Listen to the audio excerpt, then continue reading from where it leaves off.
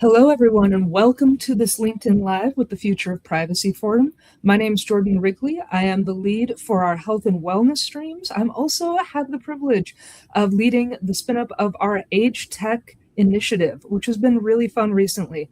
Last year, we received a grant from the Sloan Foundation to begin this work, and it has just gotten deeper and more interesting since. Welcome to all of our audience members, and of course, happy Older Americans Month. We love that there's a whole month about this. I admit I did not know about it until our comms team informed me, and I am thrilled to be part of it. A brief definition on what we're going to be talking about today. AgeTech is also known as technologies bridging the gap between individual capabilities and environmental demands, also improving quality of life, longevity, connection, and community. They're often heavily integrating AI these days. They could be something like wearables, mobility aids, remote sensing, or ways to promote connection between a caregiver and an older adult. We'll explore these topics and more as they relate to technology, privacy, and other related topics with our guests, who I'm going to introduce now. First, we're joined by Mary Furlong, the founder and CEO of Mary Furlong and Associates, a true pioneer in the longevity and age tech ecosystem. For more than 30 years, she has advised leading corporations, startups, investors, and nonprofits focused on improving the lives of older adults. She is the creator of the What's Next longevity series of events and podcasts, and throughout her career, she's helped secure hundreds of millions of dollars in funding and partnerships for innovation in aging. She also founded SeniorNet and the Third Age Media, two organizations that helped bring technology and digital engagement to older adults, long before age tech became the industry that it is today. Next, we have Aparna Pujar, founder and CEO of Zemplee, an AI-powered platform helping caregivers better support older adults both at home and in senior living communities. Aparna has impressive background leading product strategy, AI, healthcare, and digital innovation initiatives at major companies including eBay, Yahoo, and Omnicell.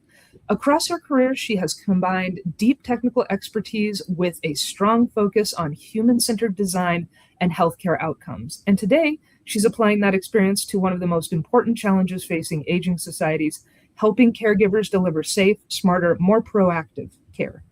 We're also pleased to have Joel Shapira with us today. Joel is the executive director of the On Aging Institute at the American Society on Aging, where he helps convene leaders across healthcare, technology, and aging services to advance innovation and collaboration in the longevity space. Over the course of more than 25 years, Joel has held leadership roles across startups, public technology companies, and aging-focused organizations, with a particular focus on partnership development and scaling solutions for older adults.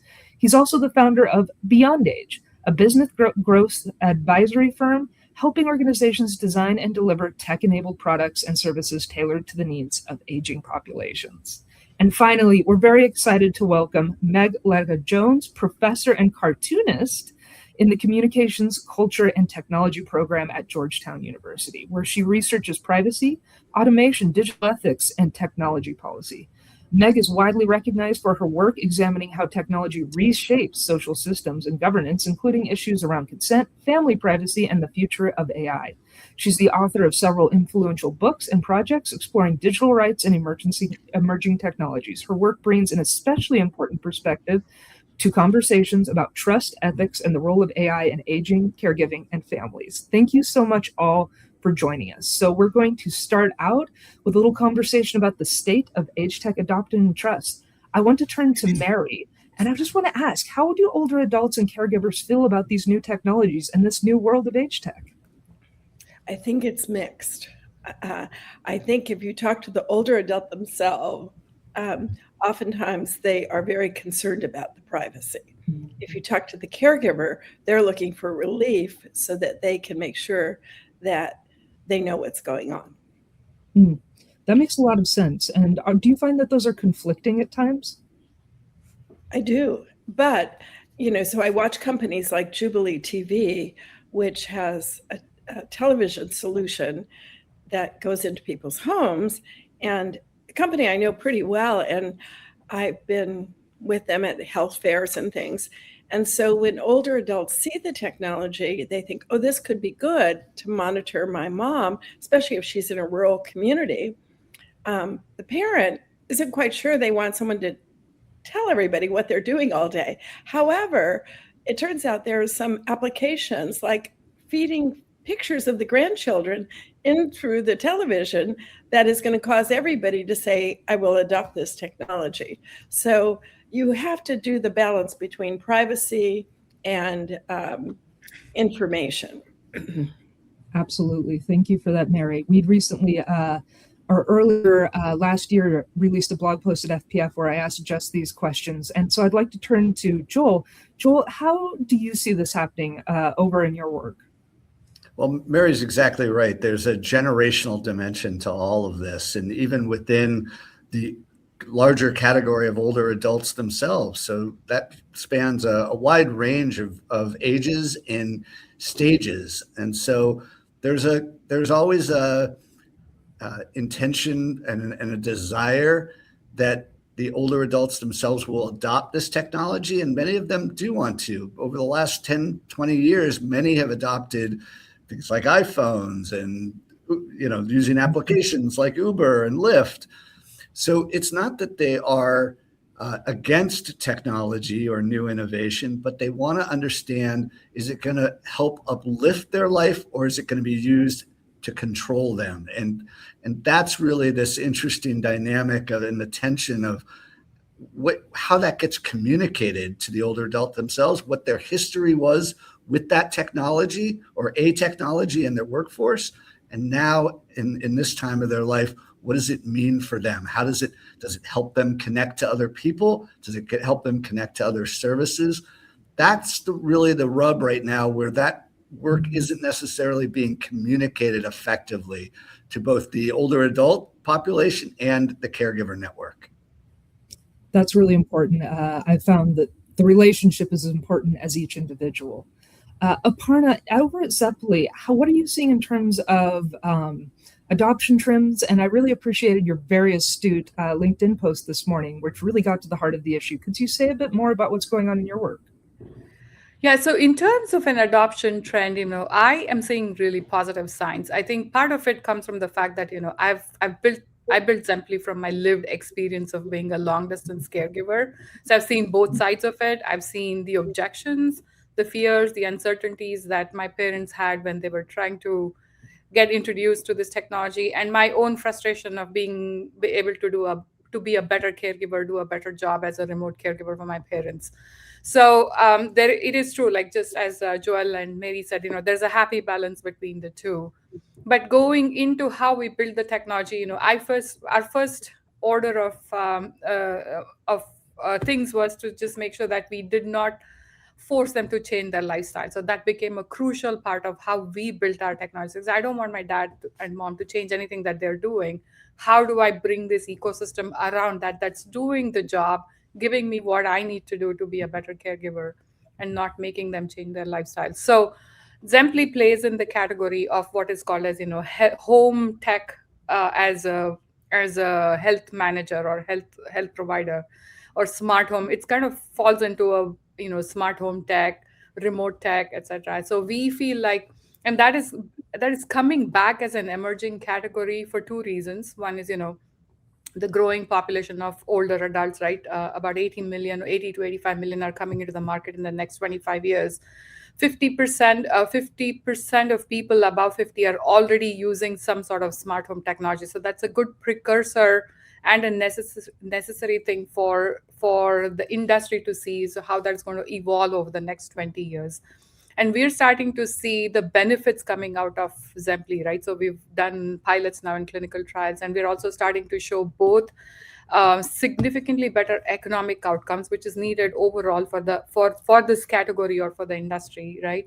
And then secondly, also quality of life outcomes. So 80% of the people want to live in their homes. The industry is facing massive caregiver shortages. So, how do we bring technology to solve this holistically, right? That's what our aim is. And we are starting to see the shift in the right direction, which is, I think, positive for everybody, right? The consumers, the providers, and the payers. Absolutely. Thank you for sharing. And then Meg, you very kindly joined FPF's inaugural roundtable for AgeTech in these discussions. Part of that was a lot of personal stories, not just privacy professionals coming together, or aging professionals coming together, but there were a lot of personal stories shared, both about aging and caregiving. Could you say a little bit more in your work how this tech is impacting family dynamics, care workers, and older adults? Yeah, I was so happy to be invited to that event. It was a really unique gathering of perspectives, and one that was, I think, pretty new. So we have been thinking about family tech. So not kid tech, not school tech, family units. And we want to make sure that aging adults are thought of in that umbrella, because that is the practice of the people within those families are using a lot of the same tools or the same infrastructures, or they have the same resources as they're trying to manage those different functions in their family lives. So we were talking about coordination, communication, care, medical records, monitoring, financial flows, leisure time as families.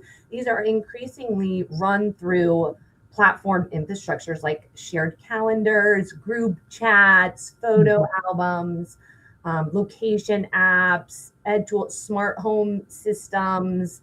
And these platforms have become the medium through which our families operate, and they set the terms for that use with designs that are aligned to different business models. The tech platforms that families actually have been using to coordinate, like family sharing or family link or Life 360, these are often built as parental control stacks. And they're really not meant for adult children to support aging adults, but they're pretty sophisticated. They're sort of the family tech. When we think of family tech, is often a pretty robust infrastructure, but it leaves out the aging adult that could maybe be linked into that system or part of that system. But when they get repurposed, they can't bring those kind of paternalistic assumptions with them.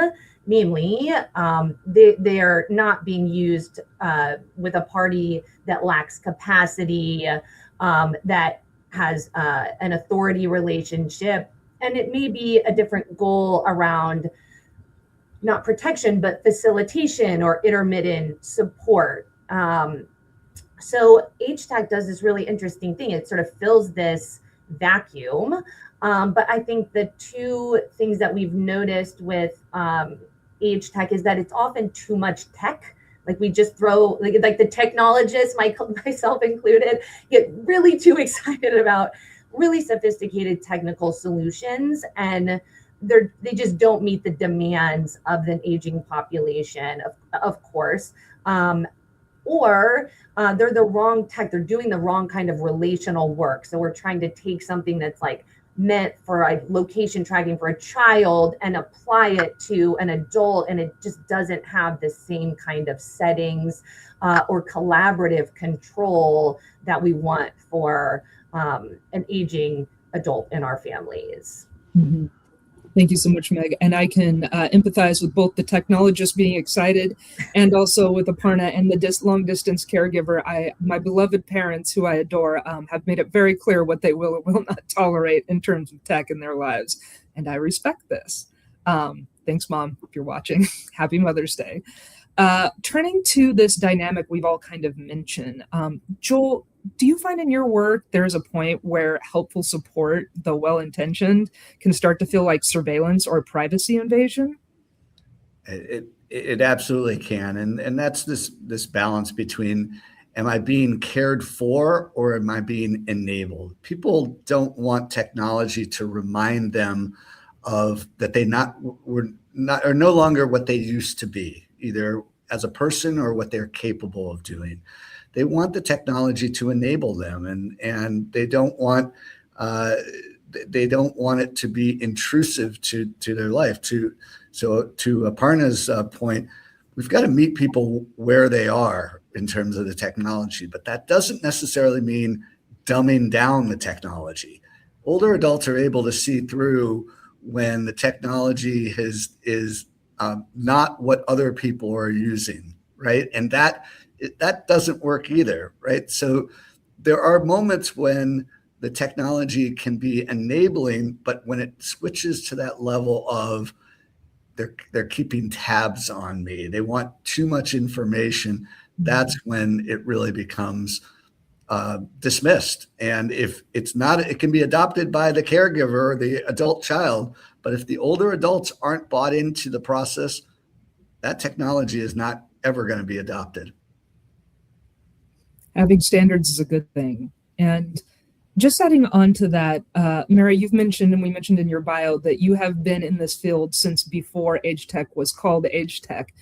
How, in your experience, can we resolve some of these tensions around safety for caregivers and autonomy for the older adults? So I think I have a cute picture of my son when I had their first Macintosh, and he was sitting at my desk. And it's a cute photo. So I've been an early adopter of technology. Now what I want is a tech concierge. I want someone to say to me, and the average number of devices people are moving into senior housing is 9 devices. So companies that are providing service, phone service, people want to know, they don't want to miss out. So one of my friends, Myrna Blythe, 87, used to run ARP Media, put out a Substack yesterday on Mother's Day, the true meaning of Mother's Day. Brilliant column. I have circulated that to one of my friends. It went viral, the number of people who wanted to read this column. Why is that? Because women's magazines are gone. Sort of women's television is gone. Substack is where it's at. So we don't want to miss out on brilliant writing from a brilliant author that's on point for what we want to do. Nor do we want to miss out on going to a movie where we don't want to drive at night. So enabling technologies for the boomers who are now in their 80s. So 80 to 85 is where you should be looking. 85 to 90 is where you should be looking. Ken Dykel says, skate where the puck is going. So if you have an enabling technology that lets you order food in, take food out, have pictures of I got an amazing Mother's Day gift. It was a photo screen, and I'm mesmerized by these wonderful pictures of my grandchildren coming in. So these are the kind of technologies we want to use. I'm producing a conference in 5 weeks on getting a certificate in AI and longevity with UC Berkeley Citrus. And we need to know, to stay in the game working, we have to know what are the skills in AI to work today. So I'm signed up for a Claude class. So we're not going to miss out on those things, but having someone really check and see how much did we walk today. We do that with each other, peer to peer. That's how behaviors change. So I don't know how many people want other people to know how much you walk every day, but we need to walk 4,000 steps a day. So it's a kind of a balance between not wanting to miss out on the opportunities of the technology, while at the same time giving us a sense of agency. Older people want a sense of agency. Only line that got a standing ovation at the White House Conference on Aging, one of them I went to, which was, older people want a vision of the future, not a memory of the past. So every morning I am tracking these stocks on AI and which one should we be investing in? Absolutely, man. That was like a whole day in the life. Really appreciate that, Mary. And I just want to turn to Aparna real quick. You're on the ground, you're making these products, you're pushing things forward, and Zemplee emphasizes non-intrusive monitoring, which is really interesting and unique, so far as I've seen in many parts of the AgeTech world. What design choices or policy choices are you taking to sort of make that non-intrusive monitoring a real deal? I think adding on to Mary's point here, by the way, we have to thank Mary for all the work that she's my godmother. She's my fairy godmother. She's been super helpful in guiding Zemplee's strategy as well. So going into this, my background was in building, massive sort of behavior analysis systems when I used to work back in eBay and also at Yahoo. So I'd sort of had an initial glimpse of what the power of data can do. I'd also dabbled a little bit with video based like facial recognition, these type of technologies, and boy, those technologies are super powerful. But one area where we did not see that apply very naturally was in this home monitoring. I had seen a lot of companies that had come and gone who had introduced this concept of video monitoring, but at the end of the day, it was expensive, it was too risky to bring in like video feeds from a home, and we just decided, let's not play around with it. We took it upon ourselves as a challenge, and how could we do the same thing that we could do not using video cameras?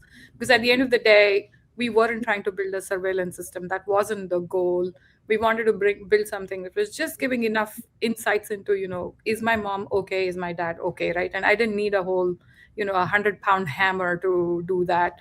And collectively, I think as ecosystem participants in this, we have to think about cost as the biggest factor in this. We have to bring down the cost of healthcare. Technology, even though it seems cheaper, it is expensive. By the time you build it, sell it, build the services around it, it does cost a lot. And if we bring it to a point where a person cannot afford them, then it has failed its purpose. So we had to consciously look at several dimensions before we said, okay, this is the right way to build the solution, right? And part of it was also, I think, ease of use, and we talked about human-centered design, and we paid a lot of attention and going back to what do the users really want, and enabling technology from our viewpoint was something that would give them freedom, that would give them independence, safety, which was the third, and then some little bit of health monitoring, right? So that's where we said the right technology has to fit in these within the walls of these four pillars, and that's how we conceptualize Zemplee. We continue to experiment with all the new technology that is coming into the market. I feel like it's just the beginning. We have a huge opportunity coming at us, and I'm really encouraged by all the promising new AI-based technology that we see coming into the market. We were, I think, one of the first AI-based company that went out there. And part of it was because, it just came from my background, having built the system. I said, let's just take what we're building there and transplant it into this space. Initially, there was a lot of hesitation for just the word AI. But I have to say that, we're past that now. A lot of people don't see that as intrusive as it used to be about, say, 4 or 5 years ago. And AI is just surface scratching at this point of time. I feel like it has a huge potential down the line. We're starting to see the difference ourselves. In the home care setting, it's really about, I think our philosophy has always been that, least amount of lifestyle change or, disruption to the older adult in the home. Everything that we do is lifestyle integrated for them. They don't even have to learn how to, turn something on, turn something off. And that's where the intelligence kind of comes into play. And then in the institutional settings is this whole concept of continuous monitoring. I think, the world is now starting to accept that as a norm. Like as Mary said, counting steps is just sort of like at the, low end of it, but we have glucose monitors that are continuously monitoring your A1Cs and blood sugar. So as more and more of these principles are getting adopted, Zemplee, which does continuous activity monitoring, that's what we call ourselves, is becoming very prevalent. We turn activity into a vital sign, so that's what our intention is. And in a funny incident, if you don't mind my sharing this, right? When we explain to the older adults, which is a part of the adoption, is also this challenge of explaining to them what this technology does. We use actually a very common, a very overlooked example, right? So the way we explain to people is, hey, have you ever been to an airport? Yes. And have you used the bathrooms in the airport? Yes. And do you know how the toilets automatically flush themselves when you come out? And then that clicks for them, right? So he says that's what we do, right? So it's non-intrusive in a way, but it's helping you in a different way. And suddenly it sort of brings together that concept for them. So it's not it's hard to explain AI, but when you use examples like this, they tend to soften towards it and get open, and the mind opens up, right? Which is what we're wanting to do. And that becomes a stepping stone for them to go back, okay, let me experiment with Claude, let me experiment with, even Zemplee has its own AI sort of tool in there. They start doing that. Even the caregivers start looking at that. So like I said, it is still early stages. I think we should start to see more and more nuanced and powerful applications coming into the market using AI. So, and we're super excited about the trend that is, that is shaping this industry. And again, thank you to Mary and her team who actually are helping create this category called AgeTech. I think about 7, 8 years ago, people probably didn't know what it was. Now it's suddenly come to the forefront. So again, thank you, Mary. Thank you, Mary, for future me as well. So turning based on everything Aparna shared, let's turn to what needs to change or what needs to grow or evolve for this space to be most effective. And Mary, based on your experience, what separates companies that gain traction in adoption and with older adults or caregivers from those that don't? Well, that's a really good question. So I have a really wonderful portfolio of clients. One of them is Audion, a low-cost hearing aid company, doing extremely well in the market. First went to market with retail, low-cost hearing aids. Total enthusiasm around this product. So one is price, if you get the price right. Second is distribution. Can they find it? So they first went to market with retail, and then we've helped them go into the aging marketplace. So US Aging is, meeting in San Diego this year. They have all the area agencies on aging. So that's a good example. Second, innovation. So, there's 100 million people with mobility issues. So one thing I wanted to say about the market is if you look at the 5 big investment opportunities in the future, you can kind of follow the dissidence of aging: hearing loss, mobility, memory, chronic disease management. That's really an easy map to follow.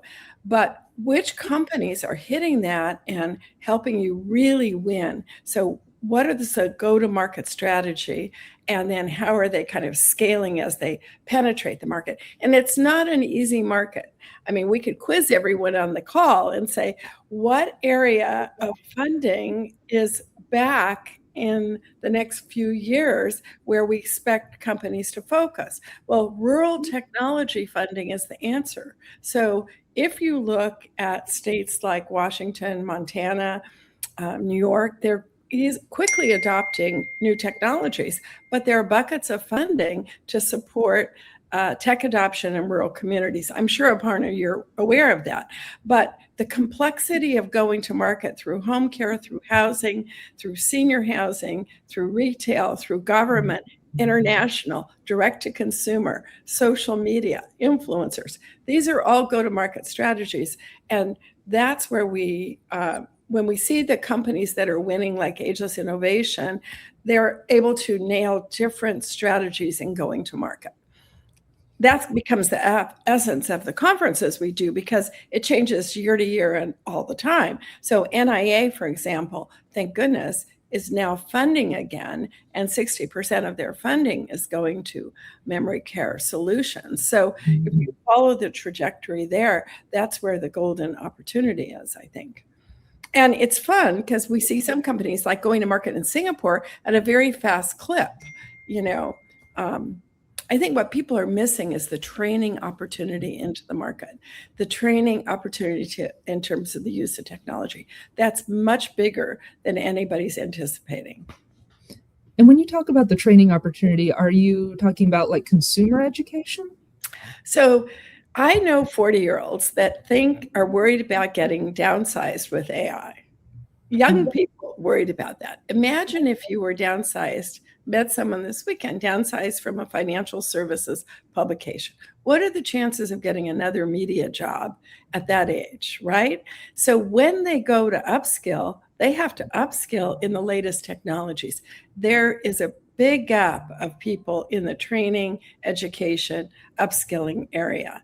And so I think there's exciting economic development opportunities. I'm excited by some of the states that are doing economic development initiatives combined with AgeTech.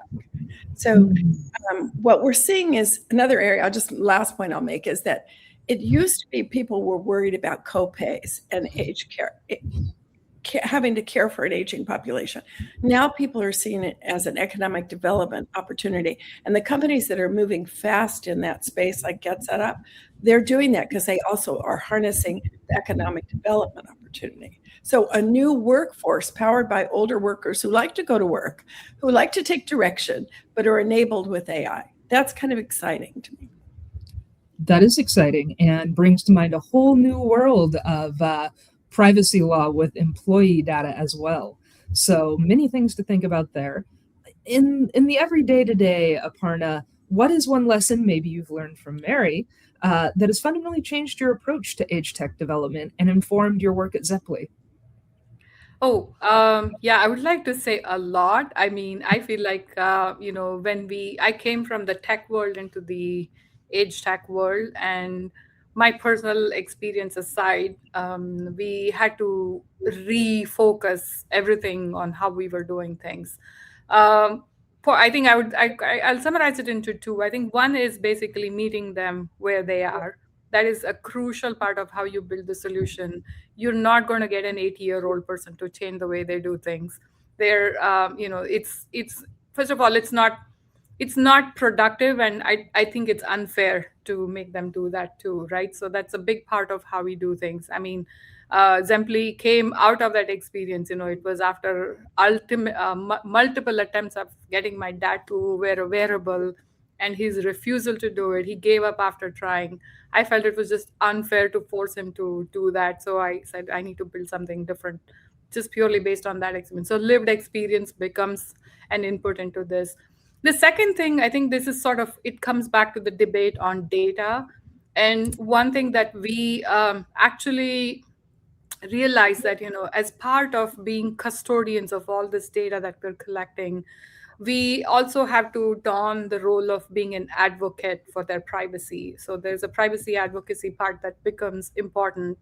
And oftentimes whether we are asking for data, collecting data, processing data, turning that into features and functions, we in our company ask, would I do this if this was my mom or dad? And if the answer is no, we don't do it. I mean, so it's counterintuitive to how the world is operating today, collect a lot more data. And so we've been very judicious, pick data that is ultimately going to turn into a benefit for the consumer of this experience or the product. So it's, we have to balance it out with, how to still give the same value, everything with limited amount of data. In some ways, the system itself helps us. If it's garbage in, it's garbage out. So we say, okay, no garbage in starting day one. So that helps us a lot. It's also very economical, by the way. So when you don't have to process reams and reams of data, you can actually create something that's very valuable and meaningful. I like that. Very minimalist and streamlined. Excellent. And then one of our final questions we have here for all of our audience members, for all those watching, Joel, I'm going to turn to you. What is one realistic step you found in your policy work that policymakers, standards bodies, professional associations could take to build trust about these products among older adults or caregivers? Yes, thanks, Jordan. And I think there's a number of areas, and Mary referenced the rural health initiatives, rural health transformation. I think that creates opportunities around a framework for organizations to actually reach people at a different scale. And that's really been a barrier for so many organizations. Lots of great innovations, lots of great companies, but getting to that level of scale is the challenge. What we've seen now at the state level in many progressive states is the development of a multi-sector plan on aging. Plan is great, and we need to keep that process going, but we also need to figure out how to operationalize those plans and bringing those statewide plans down to a community level. Everything is local, just like politics, right? And people need to see the change happening in their communities. We've had over the last 20 years, work along the lines of age-friendly communities. We need to keep building off of those types of changes that are happening at the local level and switch from just it being about aging to how we increasing health span and optimizing life. It's all about longevity, but not just about increasing lifespan, making those lives better over time. That is very astute, Joel. And I'm going to go away and think about that one for a while because I really appreciate that. Especially, we're mentioning small communities and rural health. I'm originally from very small towns in Idaho. The weird part, which means we're particularly isolated, and my parents are still there, still love it. But it is really hard, as you say, to bring AgeTech anywhere where it's not community invested. Meg, really pulling it over to you, like you've done a lot of research on policy and the family dynamics in this space. Are there any steps you think policymakers should be taking or looking at, or that standards bodies could take? Yeah, my two big asks kind of for organizations like FPF and research communities working in collaboration with people like Mary and companies like Zemplee. I would love us to develop an aging appropriate design code based on the idea of an age appropriate design code, which we spent many years doing for children. That this was implemented for kids, but the cognitive and emotional vulnerabilities that justify those protections don't disappear forever at 18. They can be more acute as people age. And so I would love to see design standards that hold up without active user engagement. So safe defaults, data minimization, reliable functionality that works in the conditions for the target population. I think errors and when things stop working, that is a huge part of AgeTech uptake. It doesn't work. It's too hard to fix. The Wi-Fi goes out. It's not clear that that's why it stopped working. So building in that kind of reliability as part of a design feature, for instance, internet that's not high-speed internet, I think would be great. Restrictions on engineered manipulation or attachment designs. I think those can be particularly confusing and problematic as people get into their 90s, for instance. So I would love us to really dedicate some time to developing those design standards. And my big ask for policymakers would be that we just spend a lot more time and energy on scams, on elder scams. I think, like, my grandma is 95 and she has 8,000 unread emails because she won't click a button. She doesn't know what's a scam and what's not a scam. And she is consuming information. She has open information channels, cable TV. She's going to get a lot of political ads. She's going to get a lot of pharmaceutical ads. I would love to see us really invest in making sure that our aging populations have that confidence to give them agency. I think that's a really key component to uptake. And scams, I think, is just a huge prevention. And the numbers are terrible. Fraud losses among older adults quadrupled between 2020 and 2024, 600 million to 2.4 billion.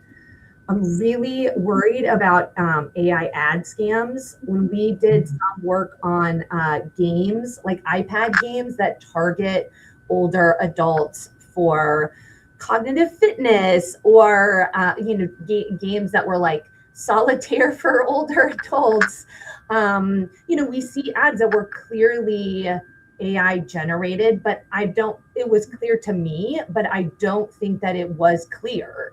It certainly was not transparent that this was like a fantasy, a kind of a fantasy service. So I would love to see the FTC and the AG, I know this is a top priority for them, get the resources that they need, but also the technical resources that they need, so they can really be helping our seniors have the confidence they need to engage in information landscapes that they want to be engaged in. That's a great point. Series of points there, Meg. Thank you so much for sharing. And that gets together with a lot of the themes we've talked about today, which is number one, this is new, and we have to meet older adults and probably caregivers too, where they're at, both in terms of their information knowledge and technological knowledge, but also where they are at in their relationships and their communities. We've got several issues around trust that need to be overcome, as well as building trustworthiness amongst companies, doing things like Aparna and Zemplee are doing.